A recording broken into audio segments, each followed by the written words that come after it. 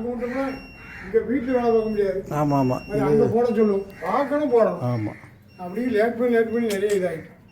இது சேரகுளம் தானே, இது ஊர் சேரகுளம் தான். இப்போ அவர் எசகிதாஸ் நம்பர் கொடுத்தாரோ? ஆமாம், எசகிதாஸ். நம்மளுக்கு அந்த பெருமாள் குத்தனாரி அன்னைக்கு பார்த்தீங்களா? ஆமாம், மாப்பிள்ளை தான். அவர் தான் கொஞ்சம் நல்லா இருக்கும் அப்படின்னாரு. கரெக்டாக உள்ளது உள்ளபடி தெரியும். சரி சரி. ஏன்னா அவர் எசகிதாஸுலாம் பெருமாள் தாஸ் பெருமாள். ஆமாம், நிறைய கணக்கில்லாத போர் அவர் தோட்டத்தில் போட்டு ஃபெயிலியர் ஆகி நான் தான் தண்ணி உருவாக்கி கொடுத்தேன்.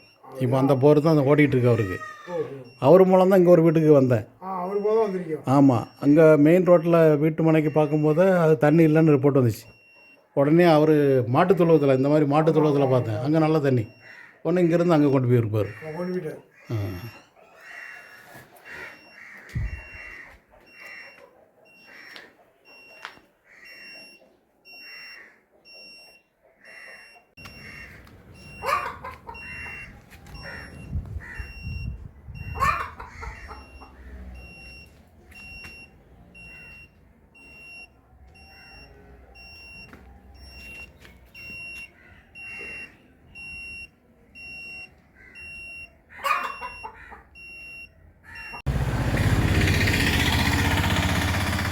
இரண்டு ஸ்கேன் மொத்தம் அந்த வீட்டுக்குள்ளே பார்த்ததில், முதல் ஸ்கேனில் ஒரு 80 மீட்டர் ஆழத்தில் ஒரு பாறை முறிஞ்சி ஒரு பிரேக் காணப்படுது.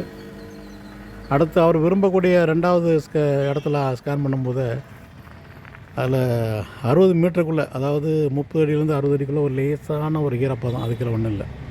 ஸோ இந்த 2 பாயிண்ட் அவருக்கு அடையாளம் பண்ணி கொடுத்துருக்கு. பெரிய அளவில் தண்ணி இல்லை, ஆனாலும் ஒரு வீட்டுக்கு தேவையான அளவு தண்ணி கிடைக்க வாய்ப்பு முதல் ஸ்கேன் பாயிண்டில்.